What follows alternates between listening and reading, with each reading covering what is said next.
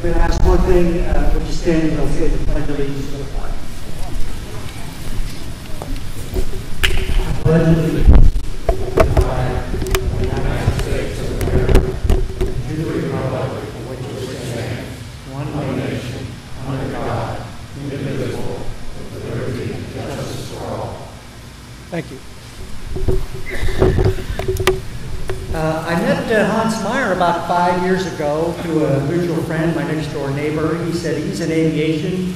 He said, you are in aviation. I think you two guys ought to get together. And it's been a great 5 years, and it'll be a great another 25 years, I hope. And in the process of talking with Hans, he said, I have a book that I've written. It's in German, and I'd really like to get it expanded a little bit and put into English. And so I said, sure, I could do that quite quickly, and it took me over a year to do that. So, but anyway, that has been our relationship, and it's been very nice. Today, I'll talk a little bit about Hans's life growing up in Germany.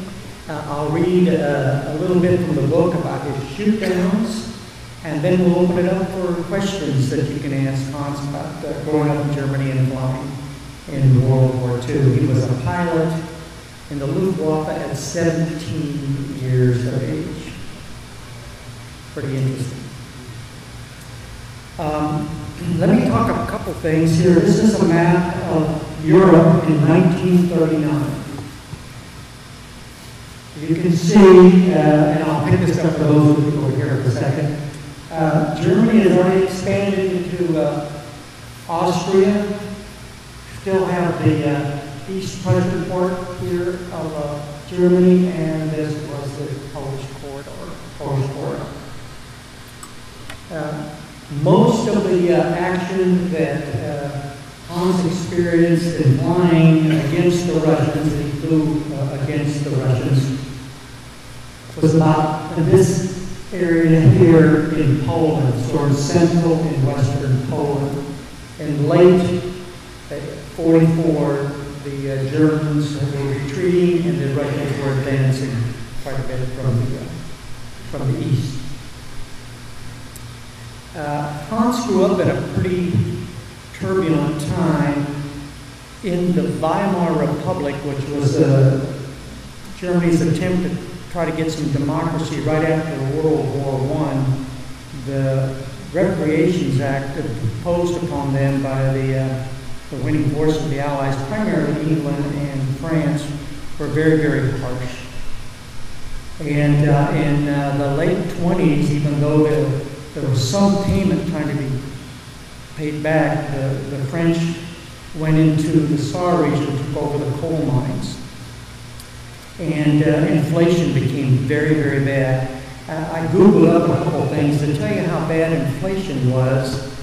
In 1922, in December of 1922, $1 bought 191 Deutschmarks. Shortly after the invasion, inflation started. In January, $1 was worth almost 18,000 Deutschmarks. In August, the same dollar bought 110,000 Deutschmarks. In October, $1 bought 25,260,000 Deutschmarks. In October, now this is inflation that you just cannot believe. In October, in November of 1923, $1 was worth 4,200,000,000,000 Deutschmarks. They couldn't even print the money fast enough. I was talking to Hans about that. He said, yeah, they would just take $1,000 bill or whatever, some stamp times 100 or whatever it was, and now it was worth $1 billion, whatever value they needed. It was just worthless. You would get paid in the morning, you would immediately run to the baker and buy a loaf of bread, because by noontime, or definitely by the end of the day, your money wasn't good. It was the price had doubled or tripled. Pretty rough times. So this is the type of environment that that he experienced. Now, the United States did help Germany a little bit, did some investing in the late 20s to try to stabilize the economy, but then what happened in 29? The Great Depression in the 30s, that money dried up, and then again they went, the economy just took another nosedive. So very few people had anything in the country for a long, long time. Hans grew up in a town, Brandenburg. Here's Berlin. I'll move this.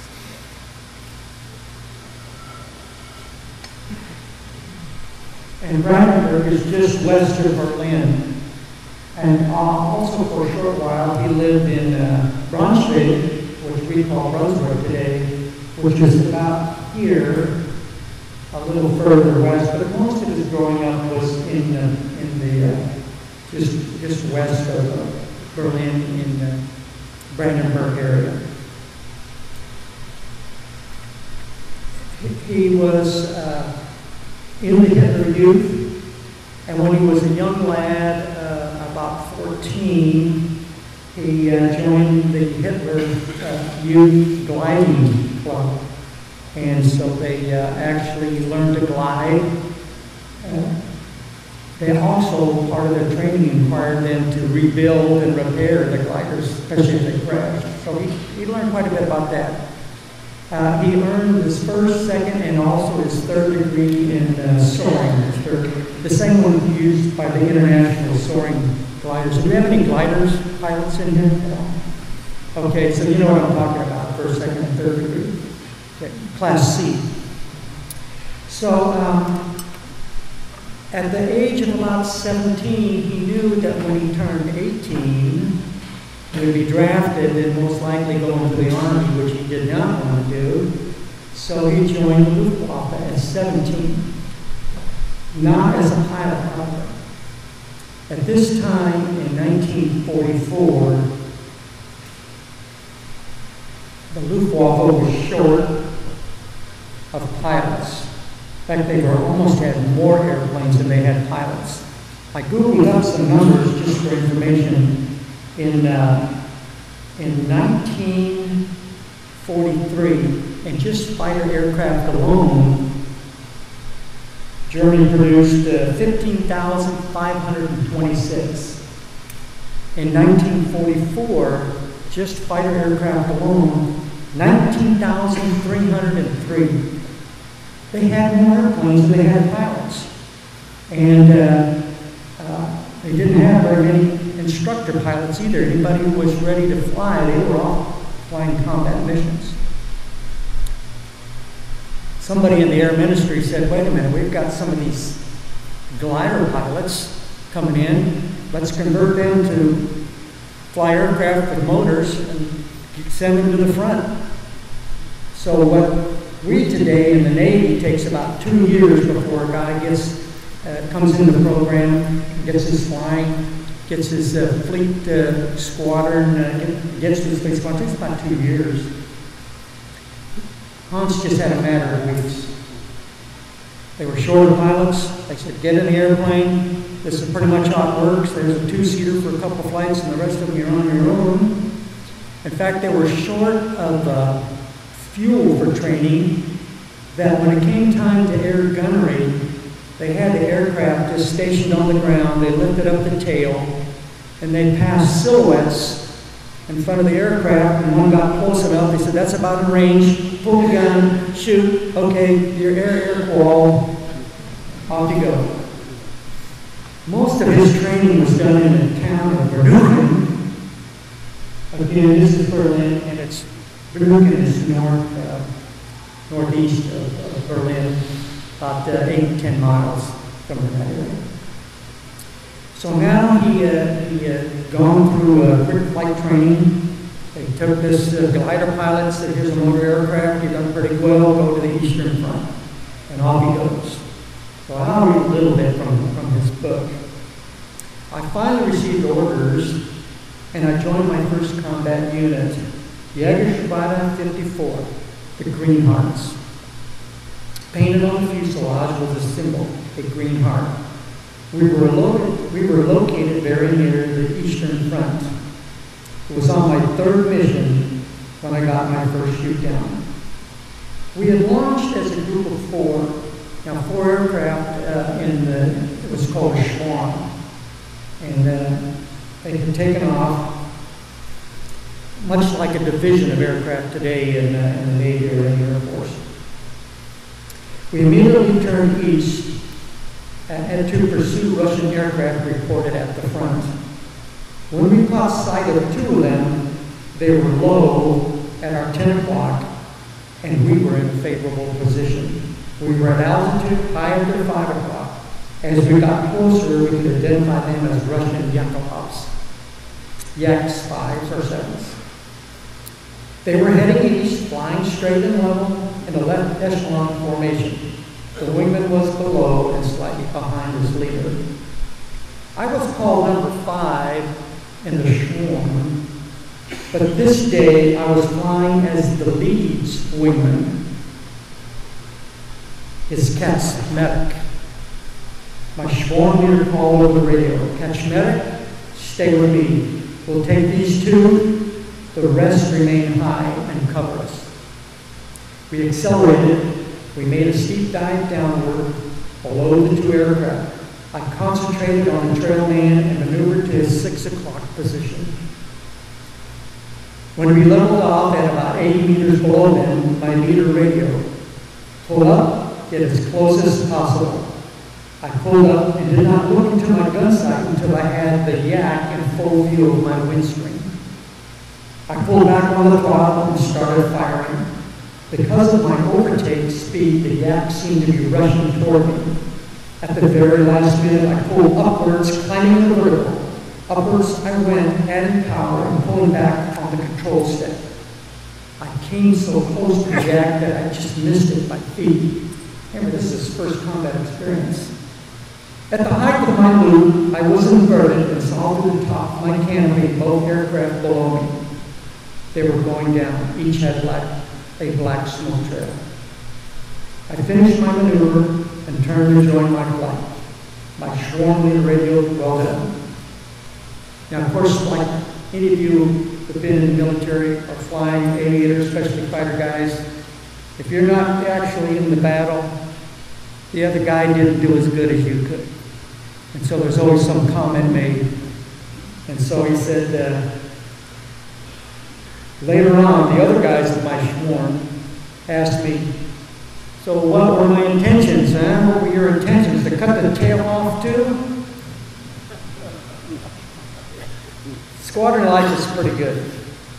We received the best food, had fresh milk every day, and always had extra planes available to fly. I told you about the numbers of the production. If a pilot stalled his aircraft and had a small crash and hurried to get airborne, he could quickly run to the flight line and get another one. Our flying group was comprised of both officer and enlisted pilots within our command, but most were enlisted. We enlisted pilots did not mix socially with the officers. An officer would usually be the sworn leader, but sometimes a senior enlisted pilot got that assignment when needed. Remember, this was 1944, and we were short on pilots. 2 or 3 swarms, about 12 aircraft, formed a Stabboat, similar to a major squad. And that unit was almost always headed by an officer. We had mechanics to maintain our aircraft, but usually there was only one mechanic for 2 ME-109s. Now that's the fighter plane that he was flying, the ME-109. Subsequently, the enlisted pilots did a lot of the work in servicing and maintaining the aircraft, and we became pretty good at it too.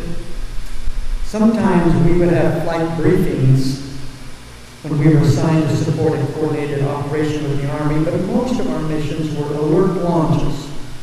We would get a call to attack enemy aircraft at certain locations, and we would fly away.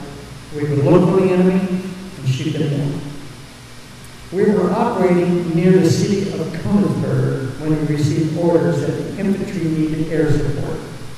Again, Königsberg is over here now in today this part of Poland.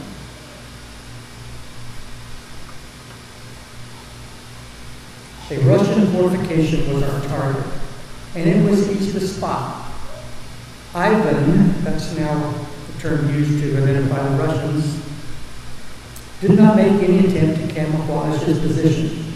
I saw our troops advancing with 2 tanks in an effort to force the Russians back. We initially thought this would be an easy ground support mission. Now, I believe good sound tactics involves hitting the enemy ground from 2 different sides, better for success. But the Russians were pretty experienced in avoiding such tactics. Their anti-aircraft guns were already throwing everything they had at us. We planned to coordinate a dual-axis strike. But before we could commence our runs over the headphones, I heard Russian aircraft in sight, look east. I made a climbing turn and saw 2 Soviet Ilyushins, IL-2 Stormoveks, coming towards me. I made the decision to do a head-on attack. I steadied my AIM-109 and held one of the aircraft in my gun sight. The closure rate was very fast. When the IL-2 was in range, I started my frontal attack, firing all guns. We continued to close each other, each firing. At the last moment, I pulled back hard on the stick and my plane climbed straight up. The G-force was strong, and I strained to keep control.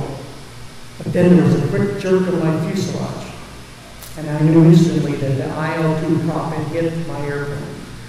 I leveled off and looked below for the aircraft. But I also checked my flight controls. The plane seemed normal. I still had good airspeed. As I scanned the sky for any sign of the IL-2, they called me back over the radio. Number 5, your aircraft is shot down. Right at that moment, I saw another IL-2 maneuvering to get behind our swarm leader. I made a diving right turn and started an attack, shooting from about 200 meters, hoping to hit the cockpit or at least make him break off his engagement. I didn't want to wait too long, even though I was having full close range to fire. Right now, every second counted. I continued closing and flew below the IL-2 and was positioning my plane for the attack, when suddenly I was hit.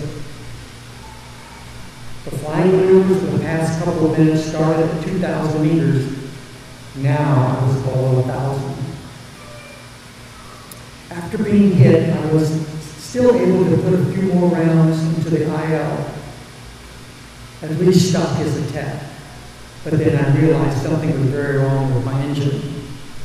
I was losing oil pressure, and my flight control was not responding correctly. I could raise and lower my nose, I had pitch control, but I could not bank very well to the left or to the right. The trouble was, I was heading east. Next, the engine started to sputter and misfire, and I knew it would not run much longer.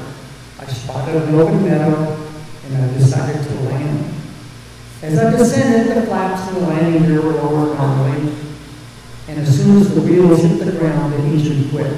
But it was a good landing, and the plane was rolling along the field, and I felt pretty good. However, just before it slowed down, I hit a drainage ditch, and my aircraft flipped to the vertical position, tail high in the air. I scrambled as fast as I could to unstrap myself from the plane and get away, but I did have some difficulty. It wasn't so easy. I finally got clear and began running towards the edge of a large stand of trees. I was lucky I wasn't hurt. The woods were about 100 yards away, but I had to cross a small stream, and I got my boots full of water.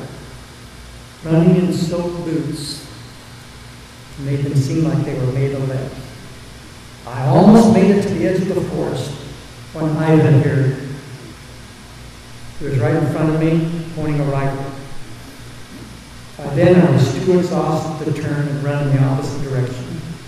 And if I tried, I don't think this Ivan would have hesitated to shoot me. In the open field, without any cover, I wouldn't have had any chance to escape. My only option was to stand still, put my hands in the air, and resolve to be a killer. Other Russians quickly joined, and they marched me eastward. The march was not pleasant. The The Russians kicked me and they pushed me and they hit me with their rifle butts. I was led to a small village and entered a house where there was an officer, nor was it a commissar. Anyway, he was waiting there to interrogate me. The officer questioned me, but he only spoke Russian. I didn't speak any Russian, so he hit me in the face each time I didn't answer his question. And he asked a lot of questions. At this point here, he is eventually taken down and held captive. But during the night, through some ingenuity, which I won't tell you all, I'll explain it good, he escapes. And he gets back to the Russian, he gets away from the Russian lines. It takes him a couple days to get back, traveling at night, sleeping, not moving around in the daytime. And he finally gets back to his lines. Pretty difficult. He almost gets caught by the Russians. But he finally gets back to his squadron. And in recognition of my first shoot down of the Yak, I was promoted to private first class. It was a few weeks later when an officer told me that I was the only one in my class to get a confirmed kill. Normally in the military at that time, a pilot was at least one grade higher in rank than his airplane mechanic. In my case, it was the opposite. Remember, he's only 17. My mechanic was a corporal. That meant that I was required to salute him, which put us in an awkward position. The mechanic was much older than me, and he had been with the squadron since its inception. He told me once that I was the 6th pilot for whom he had been a plane mechanic. All the others did not come back. Later, when we were alone, he said, "When it's just you and me, don't salute. I'm here for you, not you for me." And from then on, we were real buddy-buddy. One day, our air group received 4 new fighter aircraft, the Wolf 190. It's one over here. I was not familiar with this new airplane, so I spent some time taking a good look at it and talking to one of the pilots. I asked him about the plane's handling characteristics, about its primary operating limitations, takeoff and landing speeds, gear and flap restrictions, best maneuvering envelope, etc., etc., etc. The following day, I asked another one of those foreign pilots for the F-190s if I could fly one of their new birds. He hesitated, then asked me about my flying experience. I told that I had trained in gliders and I was qualified to fly the ME-109. We kept on talking for a while, and then he said, "If you can fly the 109, then you would have no problem with this plane. From engine start to shutdown. It would be the other way around if your only flying experience was with the 190. He agreed to let me fly the aircraft, but under one condition. It would have to be a short flight, remaining within the field, because we were short on fuel. Now, if you give a young pilot, 17 years old, license to go fly that plane, and you've got the fighter experience and bravado, you think he's going to stay around? No, he took off and flew for an extended period of time. And when he got back, he got a real chilling. Yell up and down, so he was grounded for a couple of days, but not for very long. I guess you just need that kind of bravado to stay in that kind of environment. So again, they're on alert, waiting around, and the shrieking sound of the alarm siren got our attention. We quickly assembled, and the air brief was short. The Russian infantry was attacking with air support. The F-190s are to attack the advancing infantry, the 109s, the Russian air. 2 swarms, 8 aircraft quickly got airborne and headed east. When we arrived at the front, our swarm leader passed the word, "Break up for independent hunt." That was just what I was waiting for, an opportunity to scan the sky, see the enemy, attack. We already knew Ivan was there, we just had to find him. We were high and had the altitude advantage when we spotted enemy aircraft off in the distance. We maneuvered to put the sun at our backs. Then we attacked. I focused on our illusion aircraft low at my 2 o'clock and commenced an attack using Marseille's tactics. You know, Marseille flew mostly in North Africa.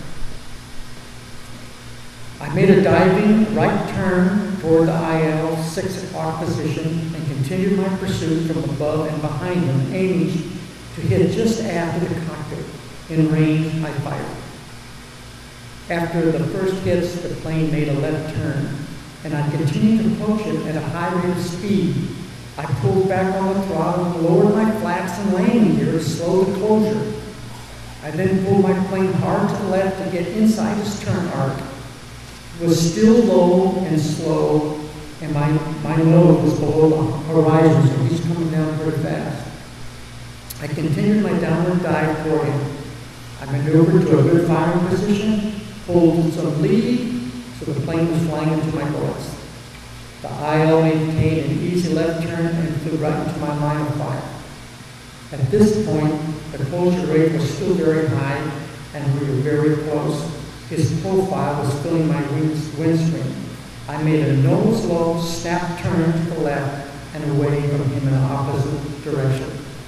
I was sure I hit him. But my gun's tracking maneuver, followed by a snap turn, all in the dirty configuration, were against our flight regulations. In flight school, it would have been grounds for dismissal on the spot. But I needed to do it, so I did it anyway. I eased the pressure on the controls, retracted the gear and flaps, added engine power, caught sight of the IL as it went down and impacted the ground.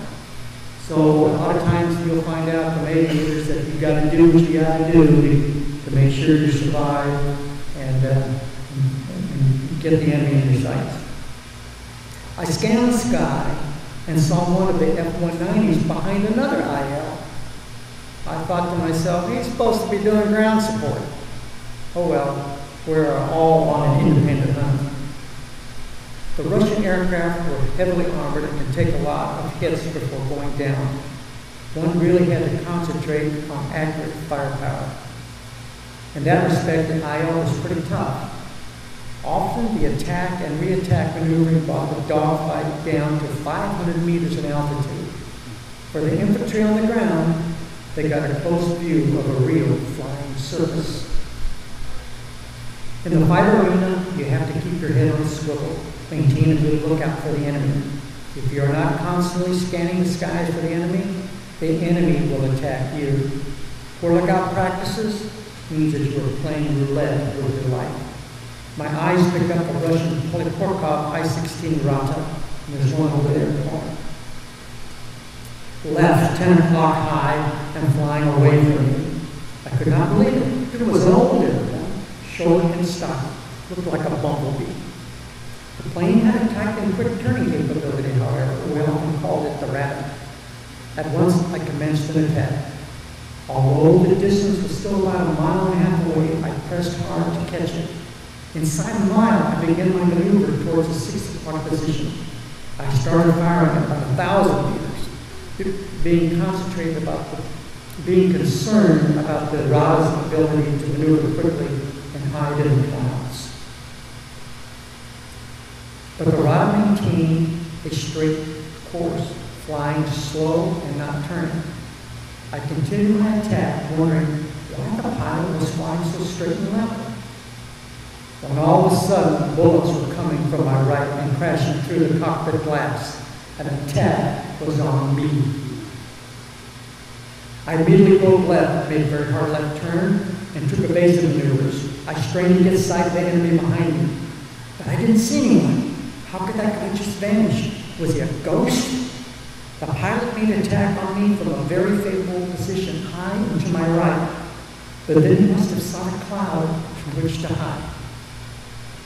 I rescanned the skies for the other aircraft. Where was the Rada? Wondering if it got away. I made a banking left turn, and I saw that the Rada had crashed in the density. It was then I felt something warm running down my leg. Blood. After the immediate threat of getting shot down had passed, The pain in my leg began to ache. My thigh ached and I pushed hard on the rudder, and I knew I was hurt pretty bad. I leveled off to orient myself and appraise my situation. I reported my status to our squadron leader. I was returned to base. Each time I attempted to use the rudder, the pain in my leg became more and more acute. Could I make it back? I had some doubts, but I had little choice. I was well behind the enemy lines. After several minutes, I caught sight of our landing field. I brought the plane safely down, but when I tried to open the canopy, it was stuck. The bullets had bent the metal. I waited in the cockpit while the ground crews pried open my glass dome. I needed help to get out. They looked at my leg, and off to the hospital I went. My right pant leg and boot were soaked with blood. About a week later, my unit was transferred, and with that, all my belongings, including my most valuable possessions. So remember now, this is taking place about here, and the Russians are advancing, and his squadron and his unit has to keep retreating and repositioning further west. So he's trying to recoup in the hospital. The squadron has moved on. It took about 2 weeks before I could even get out of bed. I wanted to return to the squadron as fast as I could, but my leg was just not ready. More bad news arrived. We received word that the Russian infantry had moved to a position not far from our hospital. They were advancing. We had to be relocated. But I didn't have any shoes or boots. Everything I had, all lock, stock, and barrel of the squadron, was gone. And the hospital was not equipped to outfit anyone. Finally, one day, I did receive a single pair of flight boots. I always wondered from where or who they came, but at the time, I was glad to get them. And they fit too. Those boots were there. About a week after I got the boots, the hospital received several wounded infantrymen from the front. Our forward line was continuing to collapse. All patients in the hospital were directed to load and board trucks or carts or horse-drawn carriages. We did not have enough vehicles for everyone. So the less critically wounded had to walk. My leg was only partly healed, and it did ache, but I was mobile enough to move. Many of us were traveling by foot and had to alternate with those riding on wagons. We just didn't, when we had to get a ride, we just couldn't walk anymore. We headed west as best we could. Everything was in short supply. When I was in my squadron, I used to enjoy good treatment, receive better rations than in the infantry, but not anymore. Now we were all low on the list. Those who rode aboard vehicles made it to the next town ahead of those who had to walk, and the walkers arrived as very weary travelers. We hardly had time to rest at the new site when we started moving westward again. The Russians were about to encircle us.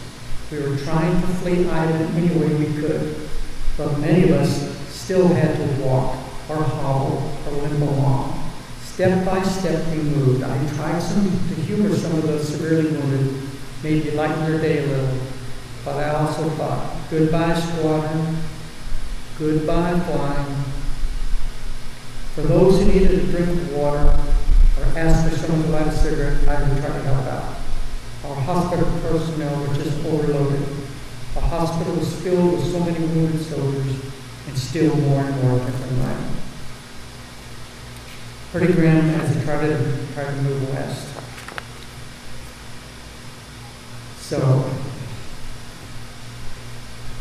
after about 3 days in a makeshift hospital, we received word to reposition westward once more again.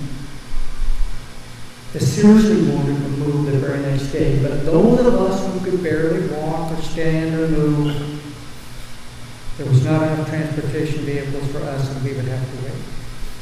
We didn't know about it at the time, but the hospital people were now designating us as limited duty personnel. The next day, the medical staff informed us that the limited duty personnel were to be assembled and walk in a westerly direction. So that's what we did. But things just didn't feel right. I had a bad feeling. Our destination was not to another hospital, but to a military barracks, where there was a lot of official activity going on. The following day, they told us that we were to be reassigned. We were to be integrated into the infantry, the army of the Wehrmacht. We would be serving as conditional duty recruits. I looked around, shook my head and said, great, just great. Well, now I'm in the suit, thrown into the crown of the military, the infantry. I will have to say goodbye to the Luftwaffe, goodbye to flying, and hello to the infantry, and hello to a rifle. And that's how he fought the rest of the war, in trenches, hidden on tactics in the army, all the way up to the end of the war. At that time, he had just turned 18. So now, ladies and gentlemen, if you have questions, I'd like you to go ahead and ask them to Mr. Hans Meyer.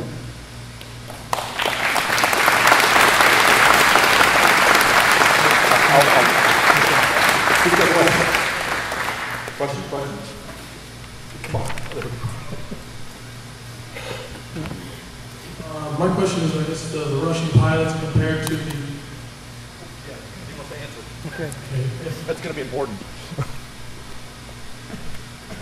All right, yep. Mike's hot? Yeah. Okay. Now you stay with me here. Okay, all right. Can't say you are here. Yes, sir. Okay, my question, thanks for coming out. I definitely enjoyed this moment here.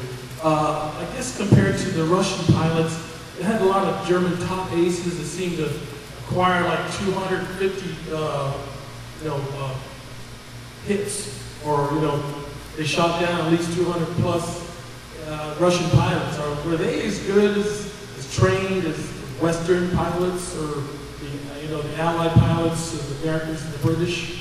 Yeah, no, I didn't have no experience with the Western part over there, with the Spitfire or with the Mustang. So in this case, I can say nothing about it. But with the Russian pilots, I can say there was more brainwashed and political brainwashed than there was really Tactics? yeah, in tactic flying, so it is probably that is probably what happened, that the Russian was in many ways not comparable with the German. Some other question? Yeah. Question? Come on, Lloyd.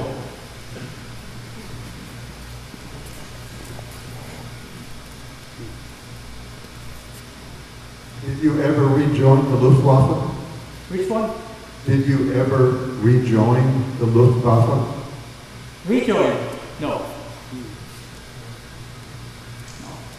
That was, anyway, the German army was created, I think it was 1955,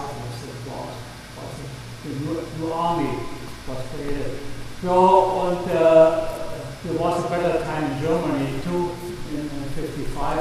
So I didn't play, but I joined flying to sail gliding again. So soon there was an opening or an opportunity to fly sail gliding, I was there. But not in the Luftwaffe anymore. So I didn't want to do this. So yes sir, yes sir. Just up, forget about it. So So if they want to tell me here's an airplane flying fine, but without this one, you know. No more. How would you But I tell you what, when the Cuban crisis was, you know, the Cuba, this Kennedy, this Kennedy, the World War III was 5 minutes to 12 o'clock. 5 minutes, very close. I would join the day. You would have joined, yeah. I would join the day. I would sign up for it. Again, then it was against Russia. I would sign up. Yeah, somebody else? Yes, how would you compare flying the Fokker 190 to Messerschmitt 109? Yeah, just flying like a butcher. You know, that was more stable. You know, and the main part, landing, this landing was just beautiful. There's a Messerschmitt landing, you know, there's a small gear, you know, was a little bit difficult, you know. But it took something landing from the Messerschmitt. The Messerschmitt had one bad habit too. There's a landing speed. You need 200 kilometers per hour to get up. So if you go underneath, get up, then it would happen that the Messerschmitt break out. Or if you not break it out right away, you know, you're down. There was one high-ranking ace in Germany, I think had over 100 shut down. And the story was there, he crashed more airplane landing than he shut down. Because of it.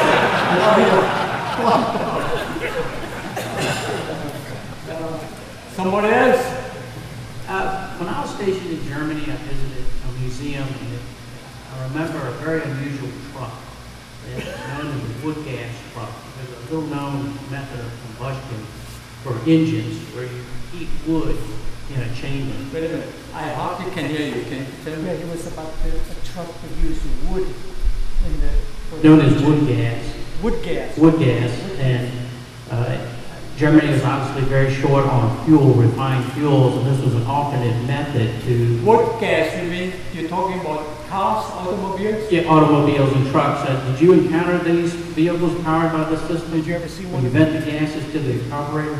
Yeah, I saw it. I even have a picture at home of this. It was in the war, there was only the doctors and some other people have a car. And the gasoline was restricted, with not enough gas anyway. So what they put the container on looks like a smoker. It was a smoker. Put on the car the smoker, and there you could put in anything, wood, clothes, coal, everything. You start smoking. And this smoke get to the pipe, to the water bed to clean up in the engine. So you can run then the car was running out, you can go cross country, you go in the wood, chop some wood again, put it in, you don't need no gasoline. You know, the only thing was what happened, you started, it takes a little bit while, about an hour, you know, to get this wood smoking started. So you could see private cars on trucks too. Trucks have a much bigger one, you know. So there was independent, they don't need the gas, you know. Okay. Somebody else? Would you like to comment on your storch ride after the war? Comment on what? Your storch? Oh, storch.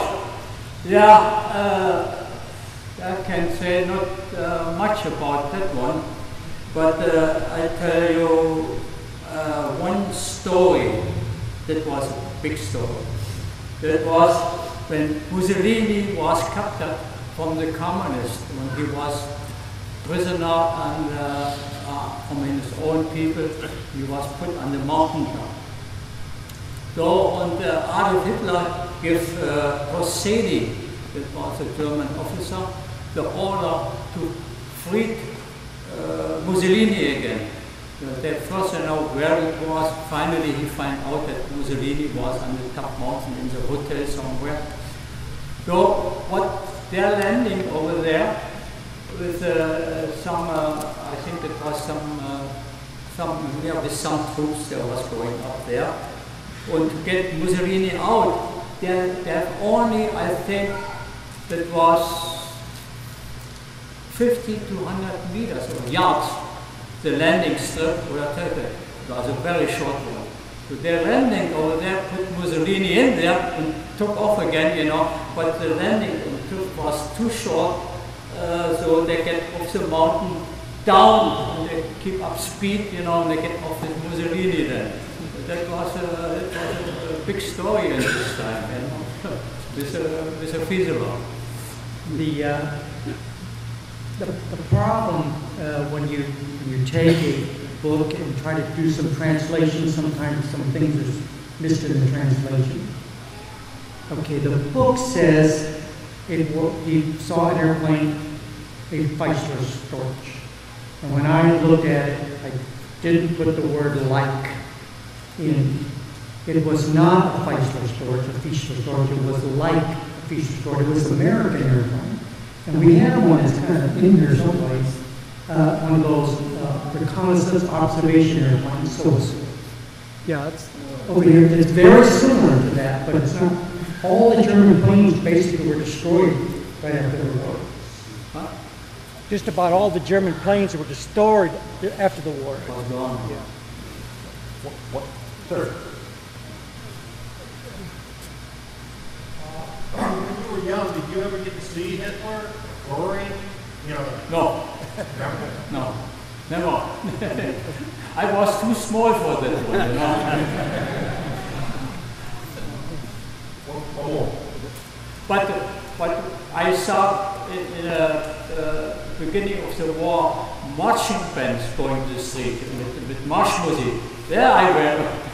There I was enjoying them, you know, looking them. That was the closest what I get, you know.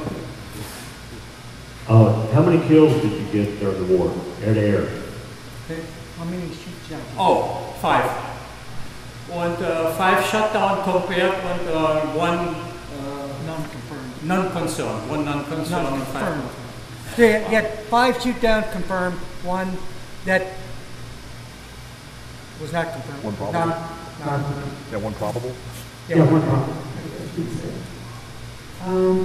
We have any more questions? I'll come back to you, sir. How did you end up in Virginia Beach? How did you end up here in Virginia Beach? Oh, it's an airplane.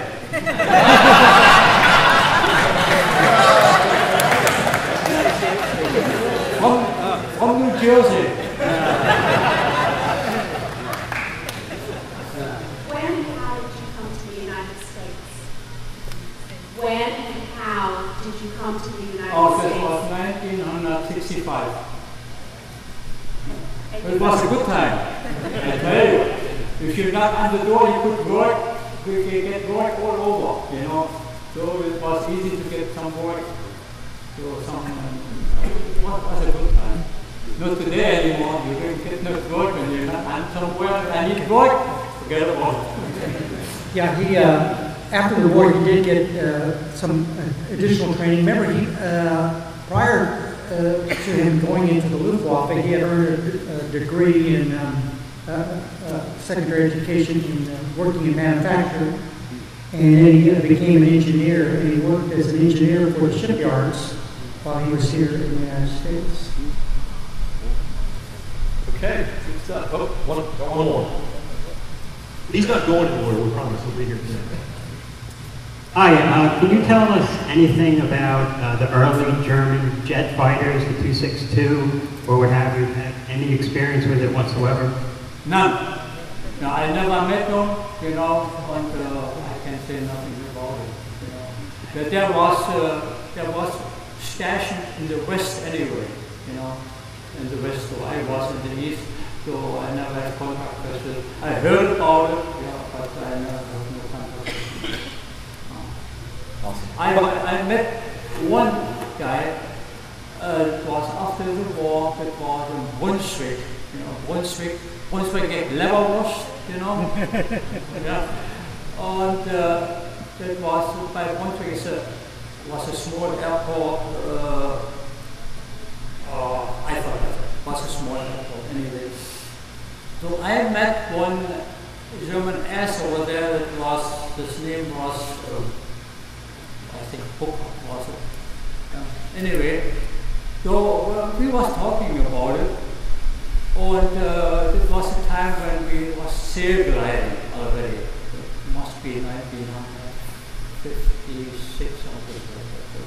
Was sail gliding. And 2 weeks after I met him on the airport, he got killed in the sail glider. So he could get through the war, you know, as an ace, when he got killed in the sail glider. You know, that was Ironic. that was only one, you know, from the personally contacted with him. Incredibly awesome. How about another round of applause for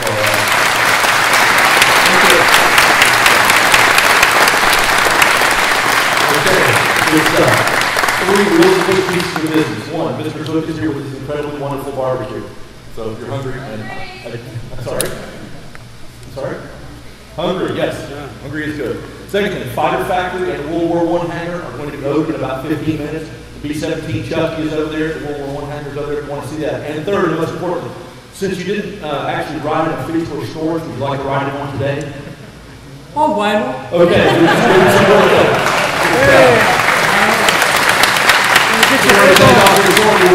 We'll come back and sign yours. Thanks a lot, everybody. Thank you.